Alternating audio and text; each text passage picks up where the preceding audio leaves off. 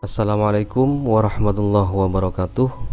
Kita balik lagi bersama channel Peluit Guru dengan saya Gandhi, guru dari ujung timur Pulau Madura, untuk berbagi informasi terupdate di dunia pendidikan. Bapak Ibu guru, pada awal tahun 2024 kemarin kita hanya mengetahui sekilas tentang fitur terbaru dalam PMM, yaitu fitur pengelolaan kinerja, yang mana dalam fitur tersebut ada informasi yang beredar bahwa kita wajib mengumpulkan sertifikat untuk pengisian pengelolaan kinerja. Dan sejak saat itu, maka banyak teman-teman kita yang berburu sertifikat guna untuk mengisi dalam pengelolaan kinerja di PMM. Dari proses berburu sertifikat tersebut, Bapak Ibu, di sana kita mengenal istilah komunitas belajar, yang mana komunitas belajar tersebut dapat juga untuk memberikan sertifikat, dan sertifikat itu dapat kita gunakan dalam pengelolaan kinerja.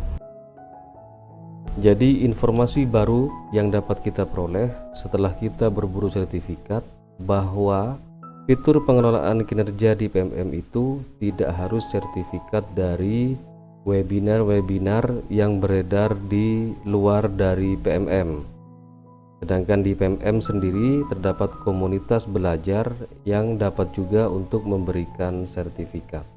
Nah, di situ muncul pertanyaan baru juga.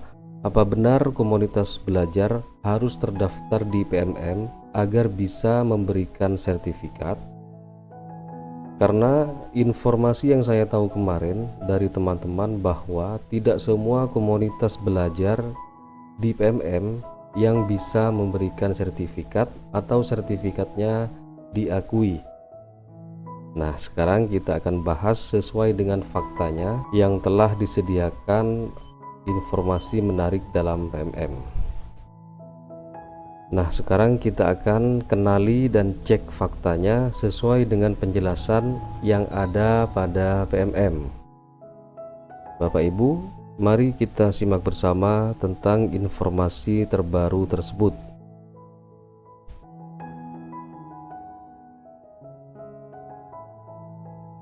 Di sini bertuliskan kenali faktanya.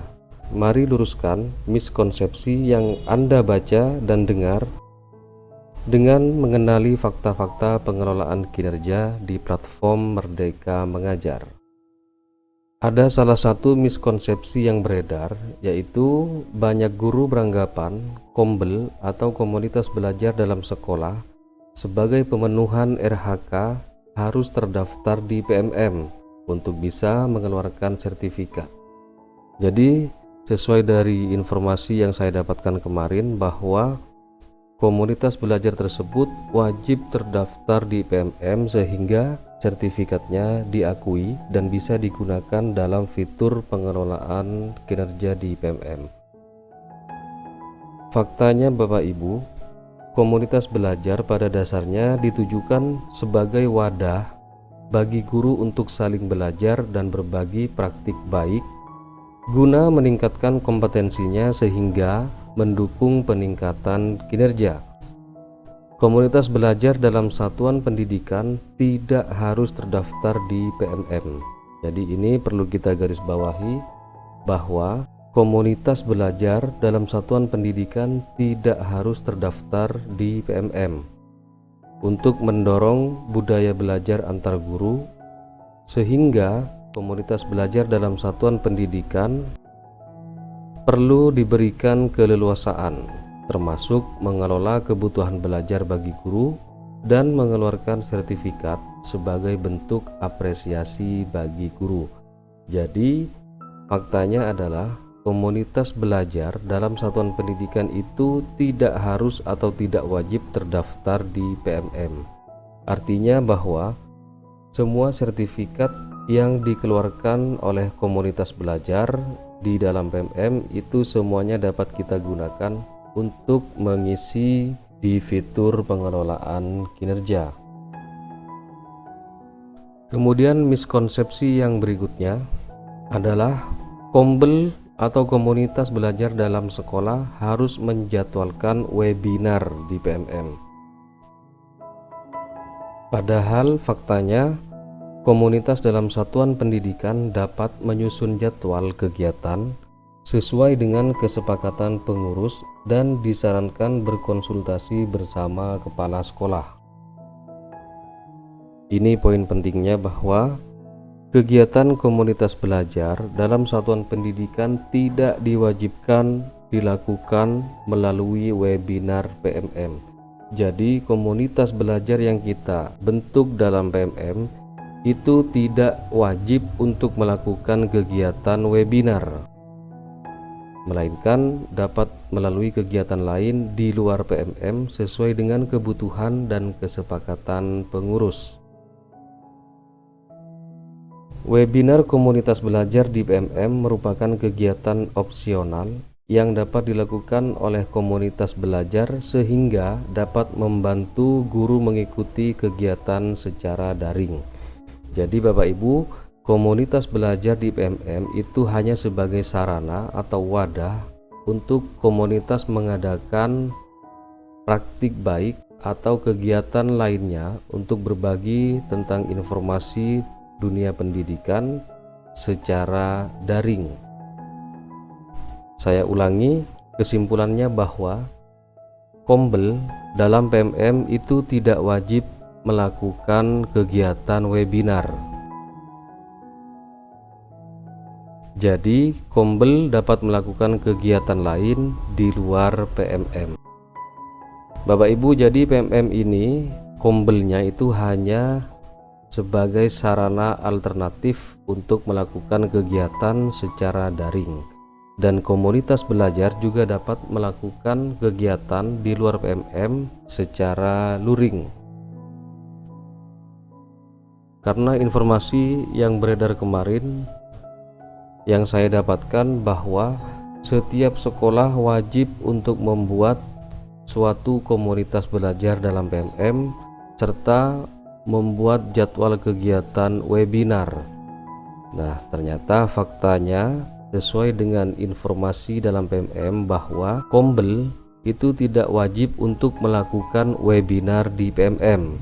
Jadi kombel dapat melakukan kegiatan lain di luar PMM secara luring, menyesuaikan dengan kebutuhan dan kesepakatan dari pengurus.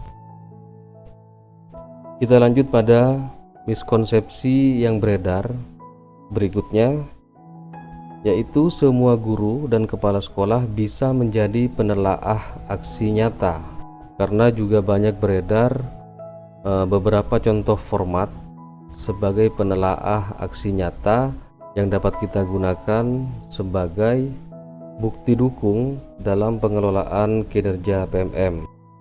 Padahal Bapak Ibu, faktanya adalah penelaah aksi nyata adalah guru dan atau kepala sekolah yang telah melalui serangkaian proses rekrutmen sebagai penelaah aksi nyata di PMM. Sehingga tidak semua guru dan atau kepala sekolah harus menjadi penelaah aksi nyata.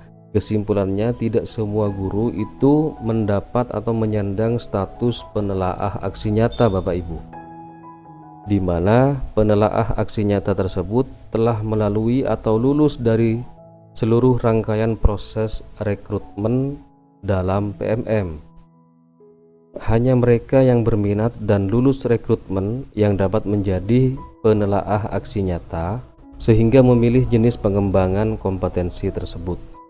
Jadi pada saat tahap perencanaan kemarin di bulan Januari, kita tidak wajib untuk memilih sebagai penelaah aksi nyata, karena yang menyandang penelaah aksi nyata tersebut adalah guru atau kepala sekolah yang telah lulus dari semua proses rangkaian rekrutmen sebagai penelaah aksi nyata.